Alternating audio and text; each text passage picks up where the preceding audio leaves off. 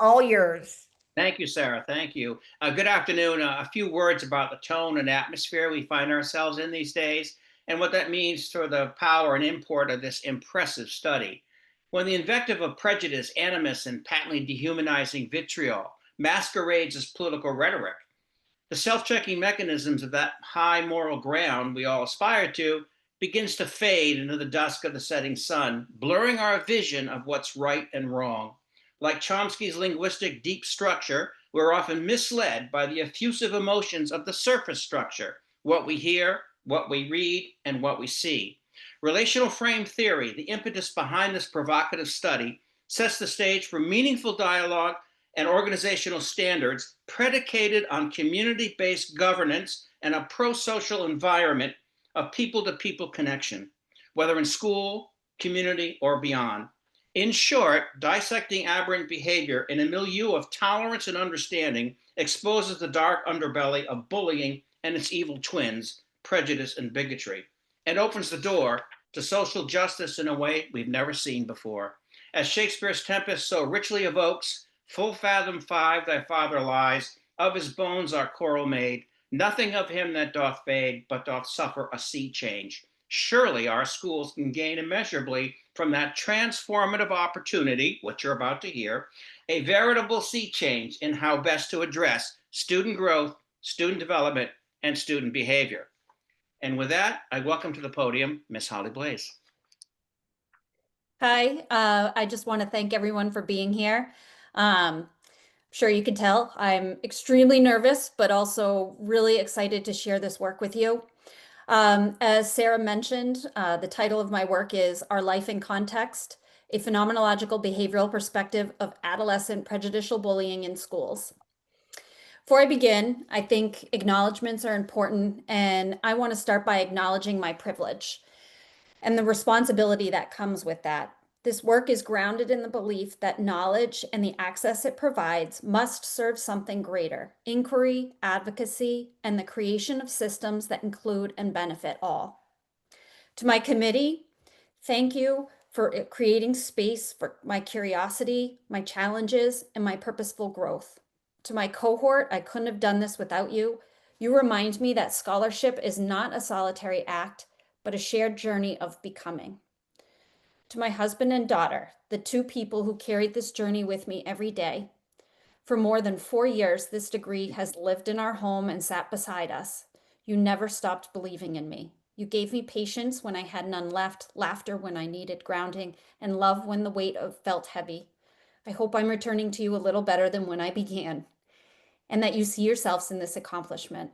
To my daughter, little mama, I hope you always push beyond what you think is possible. Never settle. I love you. This work is actually dedicated to my mother. Her steadfast love turned struggle into strength, pain into purpose, and possibility into reality.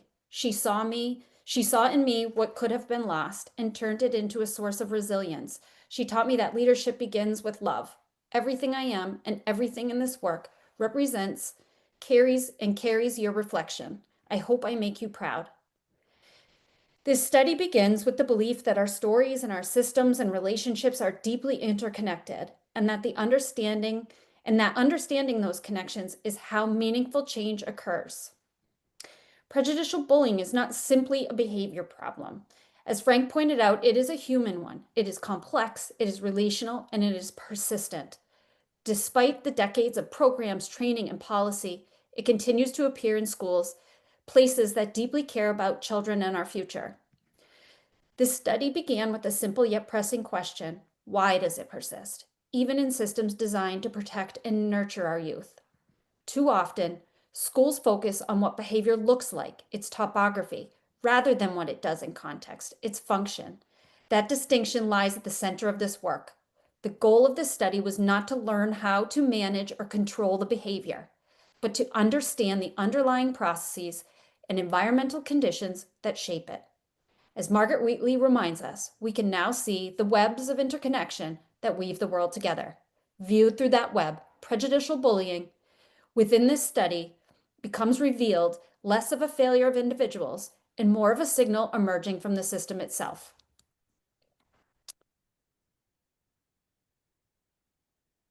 Oh, you went too fast.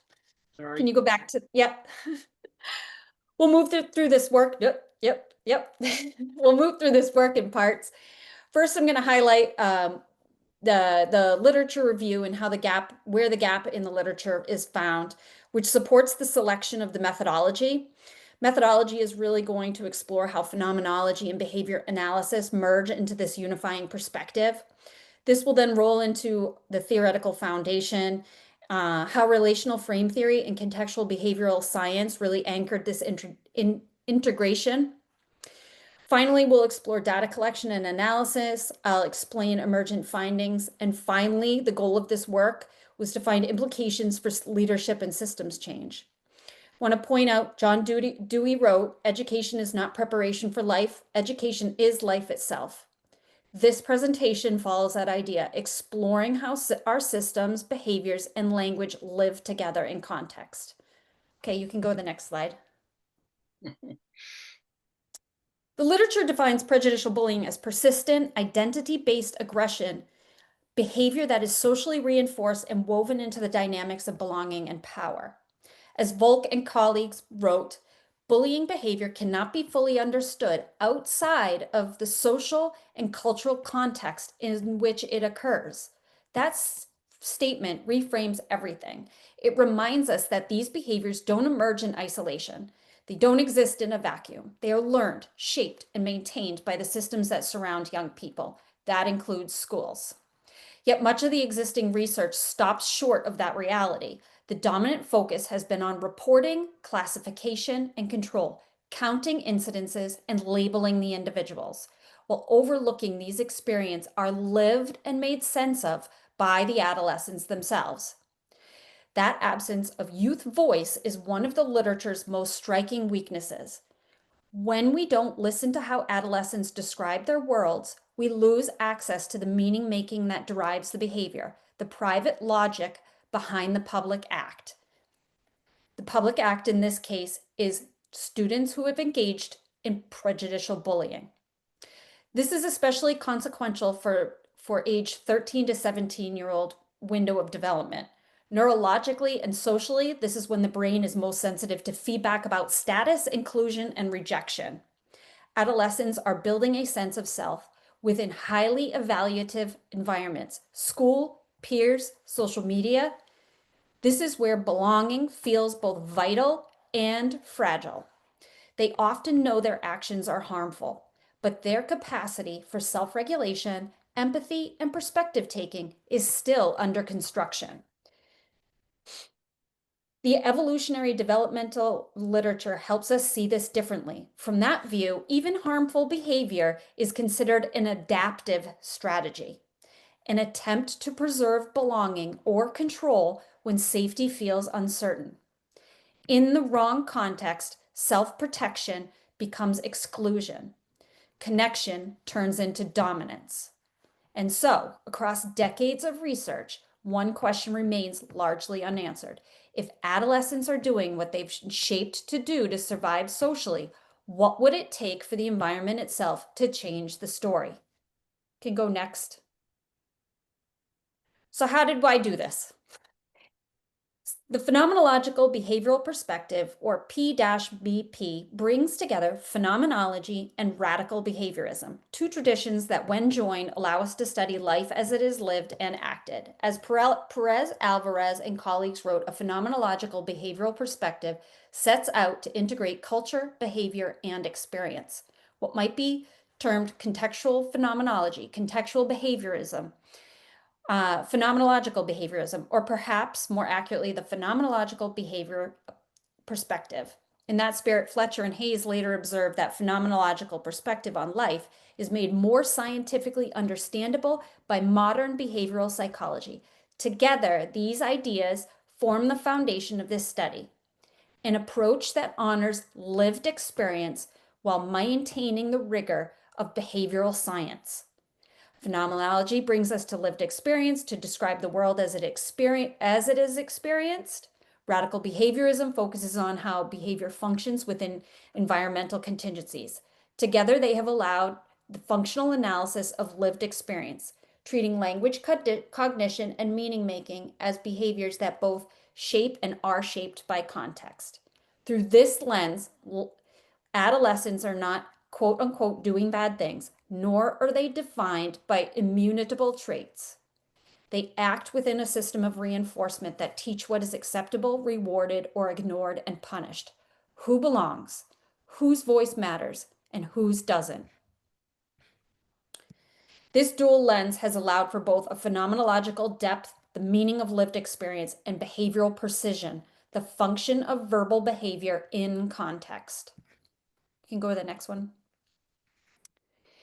Underpinning this methodology is relational frame theory, a behavioral theory of language and cognition that explains how humans relate stimuli through socially learned relations rather than merely through direct experience.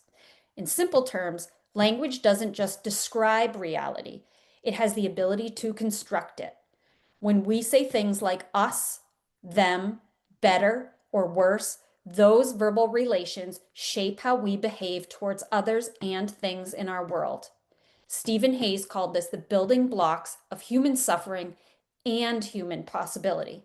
The same relational processes that enable empathy and compassion can also sustain bias and exclusion. In this study, 3 verbal operant classes were central to the analysis. Selfing, self processes, how individuals describe and relate to themselves through language.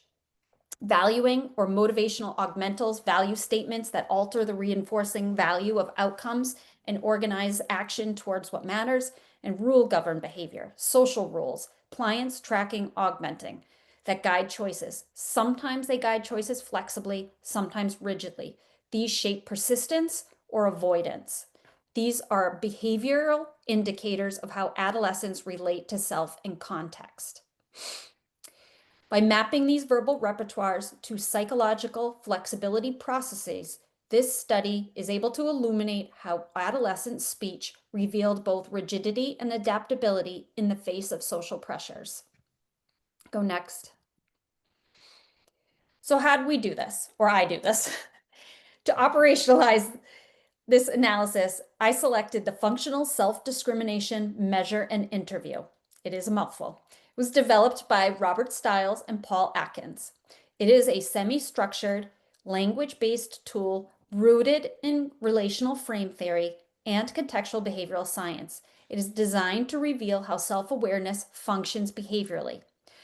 The FSDMI elicits narratives, or in this case, the lived experiences, that show how individuals describe their actions, values, and internal experiences. It captures self-discrimination, the ability to notice one's private events and respond flexibly than reactively.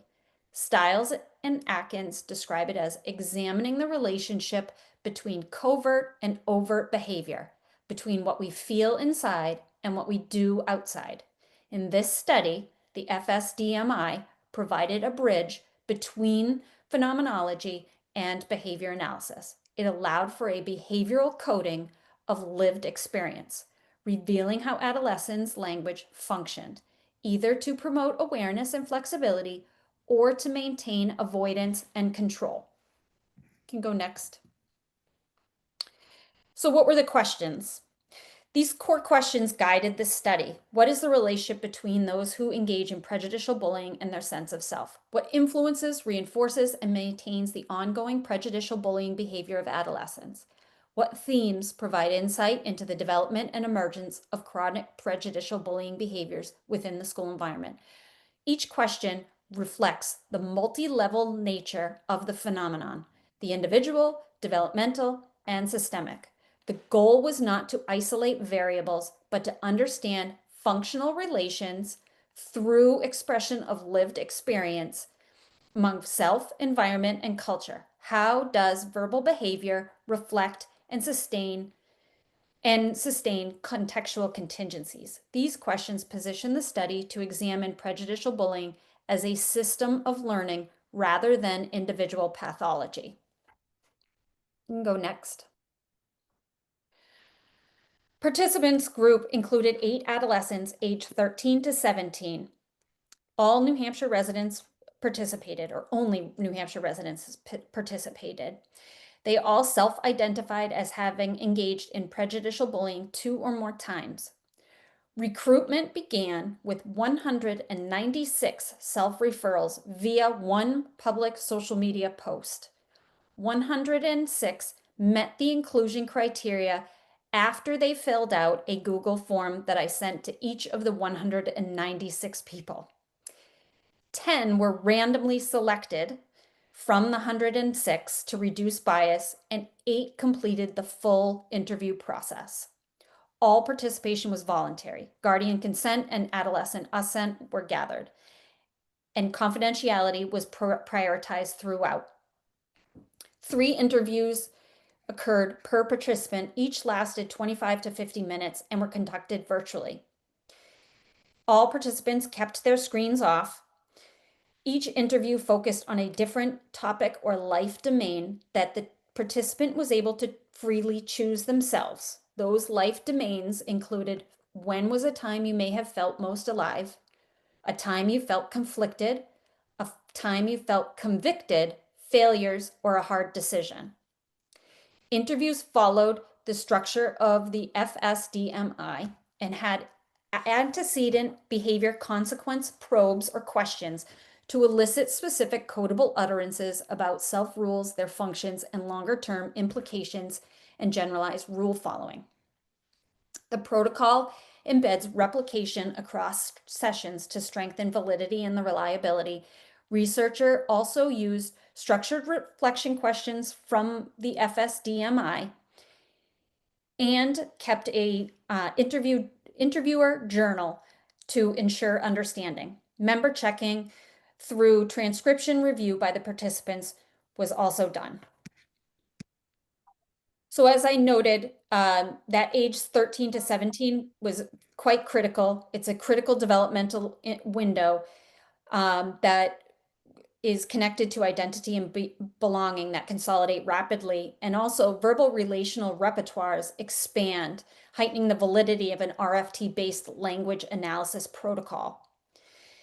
In addition, peer reinforcement also outweighs adult control, making school context especially influential on the flexibility and rigidity of behavior. By situating the study here, I was able to capture how prejudice and prosociality may co-evolve in adolescence, when relational learning can still be redirected toward healthier repertoires. These adolescents were not data points in this study. They were voices, and their lived experiences and their words revealed the dynamic relationship between self, behavior, and context. You can go next. So how was this all analyzed? For each interview is transcribed and segmented into utterances, the smallest meaningful verbal units within the participant's speech. At that utterance level, I analyzed what each statement was doing in context. So that's a really important piece to recognize, that we're talking about how lived experiences are expressed and function within the context of the interview. Was the adolescent describing a story, expressing a value, following a social rule, or avoiding discomfort? To guide this process, I used the functional self-discrimination measure in interview. The FSDMI functions as a language-based behavioral tool that links this verbal behavior to the processes as described: self-awareness, valuing, rule governance. These are key indicators of psychological flexibility. In this study, it's important to note that the FSDMI was used conceptually rather than quantitatively. Its structure provided the analytic scaffolding for coding utterances and identifying the functional relations among them, bridging phenomenological description with behavior analytic precision. Each coded utterance was then grouped into domains. The domains are clusters of familiar functional responses that paralleled the domains identified within the FSDMI categories. Then, from those domains, they were layered on top of thematic patterns that emerged and described how adolescent language reflected flexible or inflexible repertoires in context. In other words, This was a functional analysis or assessment of language, a way to examine behavioral processes operating through speech. By analyzing what the adolescent words did, rather than only by what they said, the study revealed interaction between private experience, social reinforcement, and verbal behavior. As Skinner pointed out, the inner world of behavior is not hidden. It is simply verbal. Through this method, language became both the subject and the data of analysis, allowing the system of meaning and reinforcement surrounding prejudicial bullying to be observed directly. Okay, you can go to next.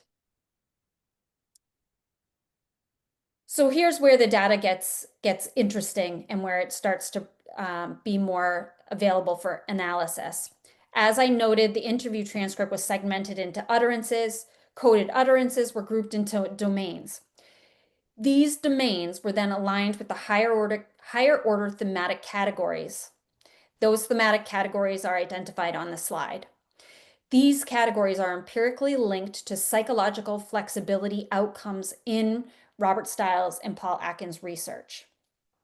This process ensured that the theme generation was systematic and behaviorally anchored, preserving the phenomenological integrity of participants' lived experiences while grounding the interpretation in an established thematic behavioral framework. I didn't make up themes. I was using the FSDMI to lay the adolescent utterances and domains onto the themes already identified in the FSDMI. So these are the thematic areas: ambivalence about change or direction, which is about conflicting self-rules and competing contingencies; mindfulness as control, attempts to regulate internal states through avoidance; perspective taking and self as context; language reflecting flexible awareness and multiple vantage points; values and committed action, language organizing behavior around personally meaningful outcomes; and last theme was generalized responding, the spread of both flexible and inflexible repertoires across contexts. Each theme is a functional class of verbal behavior rather than a static psychological category. Together, they illustrate how adolescent language revealed both rigid and adaptive repertoires, and how those repertoires interacted or interacts with contextual contingencies within their environments.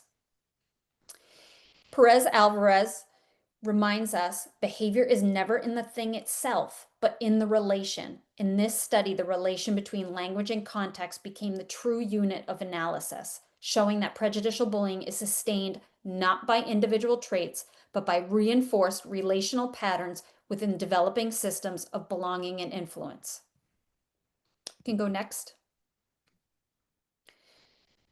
So across the data set, it's important to recognize that inflexible and flexible repertoires are the sort of general importance here.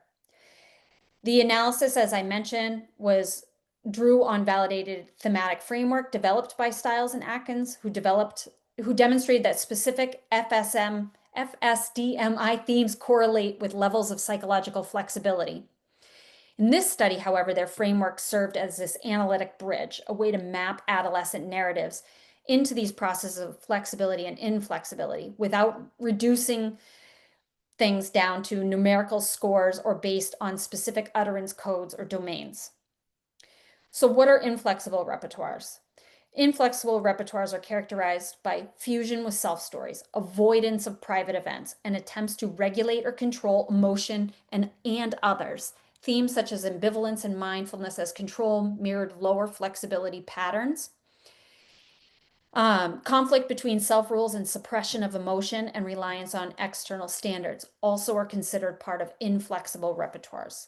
Flexible repertoires in context reflect perspective taking, valuing, and language organized around committed or pro-social action. So these patterns align with higher flexibility processes such as awareness, empathy, and self-directed motivation. Importantly, these functional classes don't represent traits. They are context-bound processes that evolve into behavioral repertoires. So when school environments emphasize control, punishment, and compliance, inflexible repertoires are likely to be reinforced. When they emphasize perspective taking, dialogue, values alignment, flexible repertoires are likely to generalize. Yet adolescents also demonstrated, and adolescents were able to demonstrate genuine flexibility in contrast, moments when they were heard, when dialogue replaced compliance, and when belonging was reinforced through connection. Ultimately, the application of FSDMI revealed that prejudicial bullying is maintained or disrupted by relational conditions that schools create, by the contingencies that teach whether to control or to connect. You can go next. So that fifth aligned theme was generalized responding. This considers a meta process that cuts across both all others. It captures how patterns of verbal behavior, whether flexible or inflexible, extend beyond original contexts and can move into new settings, new behaviors, new interactions, and relationships. From a behavior perspective, generalization occurs when the functional properties of a behavior transfer across contexts or conditions that may share similar stimuli or consequences. So therefore, in this study, it describes how adolescent repertoires of relating, once established, continue to operate even when environmental contingencies or the context changes. Applying the functional self-discrimination measure and interview framework, these instances were examined for how flexibility and inflexibility function within language, rather than for frequency or intensity. Generalization revealed that adolescent ways of talking about themselves and others did not remain bound to one single event. Flexible repertoires anchored in valuing and perspective taking tended to expand into new contexts. Promoting empathy and cooperation, where inflexible repertoires that are anchored in avoidance and control tend to persist rigidly, maintaining cycles of separation and defensiveness. Understanding this meta process reframes prejudicial bullying as part of a broader relational system, one sustained through reinforcement histories embedded within school culture. You can go to the next one. So in these next few slides, so you can get a snapshot of what statements looked like and how those statements were mapped onto these themes. I've divided these next three slides, talk about flexible repertoires, inflexible repertoires, and then what a generalized repertoire looks like within the context of verbal behavior in the interview. So in this first one, one participant said, "How I know who others are, I observe how they think, carry themselves, and talk. It says a lot about them." This was demonstrating perspective taking and self as context, a shift from self-focus towards curiosity and observation of others. The language functions to discriminate their experience flexibly. This has a likelihood of supporting empathy and reduced fusion with self stories. Another shared, "Now I eat healthy, I avoid soda, I monitor my blood pressure, it's working." Here, the adolescent was able to express values and committed action towards those values. This statement acts as what's called a motivational augmental. It increases the reinforcing value of health-oriented behaviors because they are connected to what matters personally. Another did state, which is not on the slide, that I just wanted to see myself make it through. This is self-determination. It highlights the developing emergence of self-directed valuing, language that organizes behavior around persistence and purpose. So as you can see through these kinds of examples, language within the interview operated as functional reinforcement for growth. And if you map this into the FSDMI framework, these are markers of higher psychological flexibility. Unlike the next slide, where several utterances reveal this inflexible functional relations, paralleling the lower flexibility categories. These repertoires are marked by fusion, control, avoidance, and rule conflict, language that is likely to narrow behavioral options and context. So one adolescent said, "It's school as a whole. I want to do better, but I feel lazy." It's represented in the analysis as an ambivalence about change or direction, conflicting self-rules. I should, I can't, and the use of self-criticism as a control for not changing behaviors. The function is punitive, decreasing variability rather than motivating action. And another shared, I get really angry. I don't say things back. I scream in my room silently. This illustrates the use of mindfulness or self-control as control, a linguistic strategy that appears to calm but functions as experiential avoidance. The adolescent is suppressing emotion to maintain self-control, but ultimately it can reinforce escape from private events and challenging contexts rather than moving in contact with them to work on prosociality. These examples mirror inflexible repertoires. Inflexible repertoires within psychological flexibility, there's often a focus on rule compliance and suppression and control of the control at the expense of awareness of hard feelings.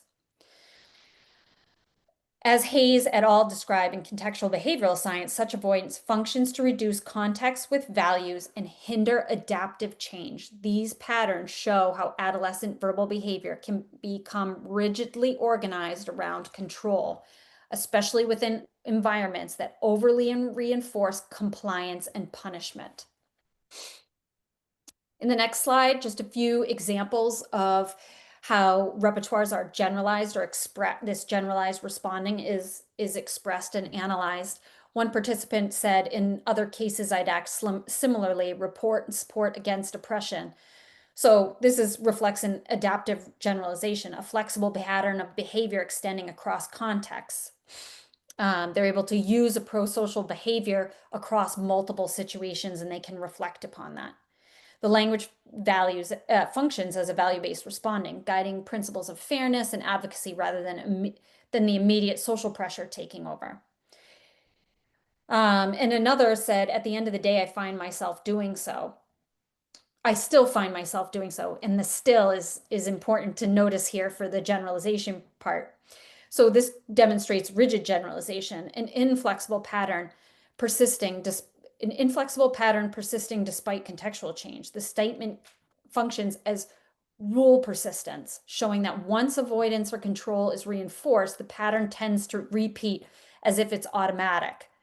Through the lens of contextual behavioral science, these examples underscore how schools may serve as selective environments. So when systems reward curiosity, dialogue, repair, it's likely that flexible repertoires will generalize across other contexts and across the community. Excuse me. When they reward compliance, competition, or exclusion, it's likely that inflexible repertoires will replicate. So what does this mean? So this translates back, I'm just going to bring us back quickly to the research questions. So relationships between, the first question was relationship between prejudicial bullying and sense of self. So as we saw in the analysis, adolescents who engage in prejudicial bullying often describe themselves through rigid, rule-bound stories tied to belonging and approval. Their identities were fused with how others saw them. I have yet to discover who I am.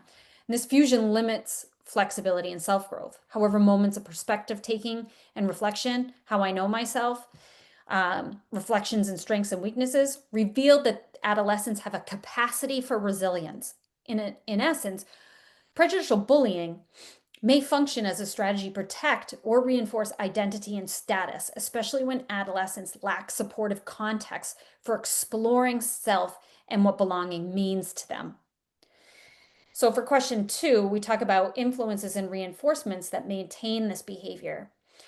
So prejudicial bullying appears to be maintained by rigid rules, control-based reinforcement, and avoidance repertoires. Adolescents described rules like not stepping on people's toes, screaming silently. These are examples of experiential avoidance that temporarily provide relief from distress, but inadvertently reinforce inflexibility. Social validation, peer status, and relief from discomfort can function as short-term reinforcers. However, this may impact that sort of short-term gain for long-term pain, or short-term pain for long-term gain, being able to sit in discomfort for the greater good of the future. This supports the view that prejudicial bullying is a contextually adaptive behavior, a form of risk-taking maintained by control and avoidance rather than inherent cruelty. So what are the themes that explain development and emergence of this in schools? It appears that prejudicial bullying emerges through interacting repertoires within systemic context. Themes mapped onto psychological flexibility processes, ambivalence about change, mindfulness, perspective taking, values, and generalized responding reflect flexible repertoires. These could buffer against rigid in-group and out-group thinking. Schools themselves could act more as reinforcing environments when systems emphasize control and compliance. However, inflexibility grows. When they emphasize reflection, shared values, and belonging, flexibility is likely to generalize. In short, the environment of the school has an influence on whether rigidity or flexibility is reinforced and maintained. Therefore, adolescent prejudicial bullying is not a fixed trait. It's a contextually learned, reinforced way of navigating belonging and identity. When schools and adults respond rigidly, they may be strengthening this rigidity. When they model flexibility and invite perspective taking, there's an opportunity to cultivate resilience and change. These findings reframe the problem. Prejudicial bullying is not an individual pathology, it's a systemic learning process. So what does this mean? This finding reframed this realization led to the development of what I call psychologically flexible leadership. It is an application of contextual behavioral science to educational leadership. This leadership views, psychological flexible leadership views leadership as a pattern of behavior in context, not a position of authority. It operationalizes what Stiles and Atkins were describing as the leader's ability to mobilize resources and attend to needs. In this view, effective leadership functions to enhance flexibility within the system itself, increasing the organization's capacity to notice, adapt, and align with shared values. Peter Senge reminds us, real learning gets to the heart of what it means to be human. Psychologically flexible leaders create the conditions for that kind of learning, where curiosity, awareness, and care become reinforcing events across the system. The bridge from adolescent flexibility to leadership flexibility is direct. Both require the ability to notice, choose, and act with awareness of consequence and impact at the multiple levels of the organization. You can change the slide. Next one. I think I went faster than the clicking, sorry. Okay. So psychologically flexible leadership is is part of a dynamic praxis cycle. It makes the process visible and actionable. Awareness, flexibility, choose, act, reflect. It's a recursive loop that embodies psychological flexibility in motion. Therefore, in practice, it means leaders pause to notice assumptions before reacting. They clarify values before setting policy. They act and reflect collaboratively on impact. The cycle is not linear. It's dynamic and continuous, mirroring how behavior evolves in context. Each turn through the cycle strengthens the organization's capacity to self-correct, realign, and grow. Problems become indicators and signals. As a reminder, Stiles and Atkins describe leadership power is the ability to mobilize resources to attend to needs. Problems may be an indicator or a signal for a need within the system. In the context of this research, power is not inherently oppressive or benevolent. It is behavioral. Stiles describes it as our choice about how we use the power we have. When shared and enacted collaboratively, power becomes a medium for co-creation, belonging, and change. When scaled to systems, the processes that transfer power over dynamics to power with collaboration. This is especially important when we're working with adolescents who need us to work with them and not against them. The shift from control to responsiveness is the same ones adolescents struggle to make internally. Psychologically flexible leadership imbues the belief and scales that learning to the organizational level. You can go next. So within this framework, leadership is behavior and context, the pattern of reinforcement that shapes what others learn is possible. This definition aligns with both Skinner's understanding that behavior is both shaped by contingencies and Dewey's concept of education as social continuity. Dewey wrote, society not only continues to exist by transmission, by communication, but it may fairly be said to exist in transmission and in communication. Leadership is precisely that, the ongoing transmission of values through behavior. Psychologically flexible leadership defines effectiveness as the capacity to notice private events like thoughts, emotions, biases without being ruled by them, to clarify what matters and to act accordingly. It is leadership as functional communication, influencing the environment through listening, modeling, and reinforcement. So then these grounding principles grow into psychologically flexible leadership, and it's grounded in contextual behavioral science. Leaders engage in the same processes, noticing, valuing, willing action that cultivate flexibility in individuals. This is multi-level. All individuals are able to treat their own thinking as data, able to observe, be questioned, and be reoriented towards values. For example, when a leader notices fusion with a story like, that teacher will never change, a psychologically flexible leader invites diffusion, reconnection with shared values, and action guided by curiosity rather than judgment. This is what we ask our students to do. This reframes power not as dominance, but as responsiveness, responsiveness to the needs. When leaders model flexibility, they establish new reinforcement conditions for the system. Teams become more open, teachers more innovative, and students more willing to trust. A culture emerges that learns and strengthens through feedback, not fear. You can go next. Oh, I just did that one. Next. Sorry. Yep, there you go. So to translate these insights into systems change, I developed this framework called the Behavior Equity Framework. It's a contextual model that integrates behavioral science with equity and systems design. It's where traditional behavioral frameworks that emphasize compliance, the BEF focuses on context, on designing environments that sustain belonging, psychological safety, and shared responsibility. It takes the science of reinforcement and couples it with a moral commitment to equity. As Perez, Alvarez, and Sass observe, behaviorism and phenomenology are excellent wines for the time we live in, each needed to humanize the other.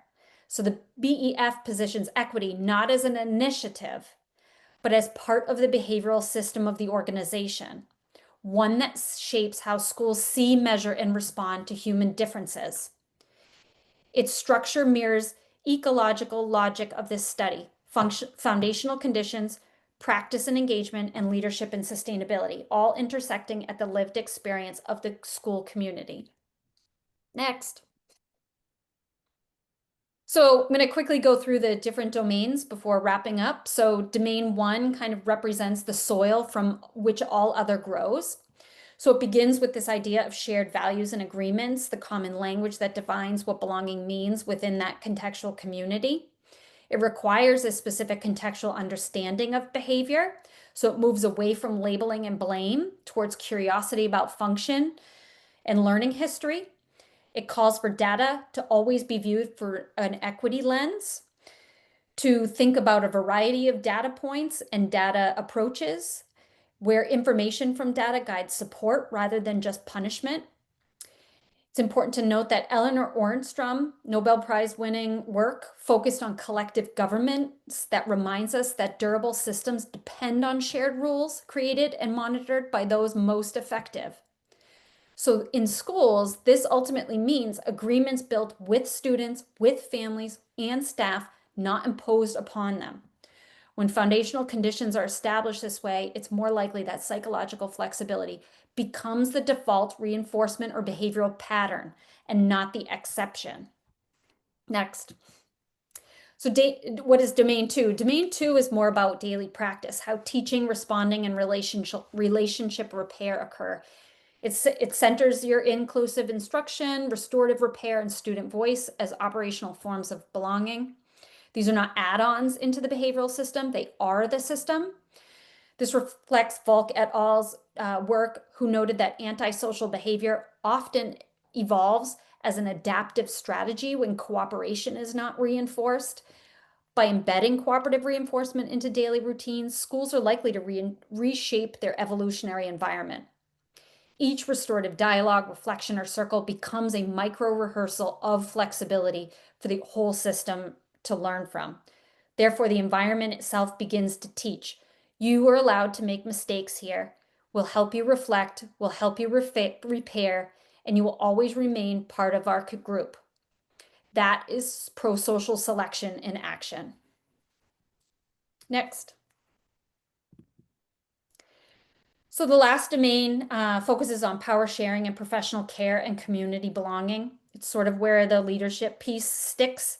Sustainable leadership depends on reinforcement contingencies for adults as much as the students. It's likely that compassion, fatigue, turnover, and rigidity are products of an inflexible system.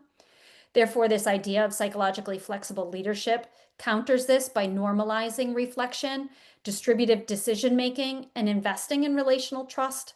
Therefore, when leaders embody that principle, schools evolve from compliance-driven hierarchies to responsive and collaborative ecosystems. Sustainability of the system then is not about maintaining the same or the status quo, it's about preserving function. How do we keep adaptation alive? Next. So to end, guess I'll talk about the beginning. When I began this study, I believed I was researching solely prejudicial bullying. However, what I discovered that I was researching human connection and how it forms and fractures and can be restored and what it means for leadership in context.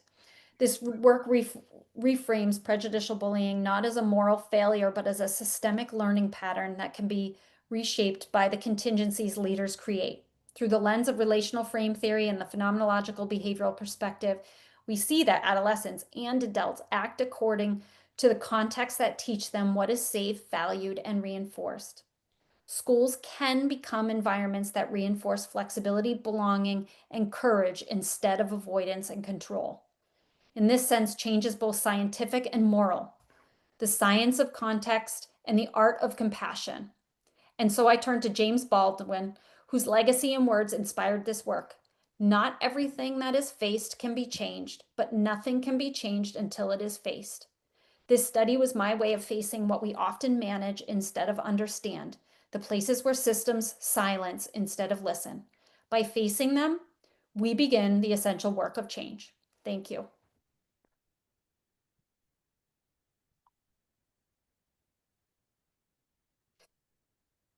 Thank you, Holly. Thank you. That was wow. Really something that was really very, very deep, very interesting, very provocative, and certainly creates all kinds of questions, I'm sure, not just from our committee, but from those in the audience as well. And I must say, impressed with your ability to wrangle all that information into such a coherent presentation. It was really quite moving. But I'll stop there. I'm going to turn it over to others for their comments and questions. So, Sarah, could I start?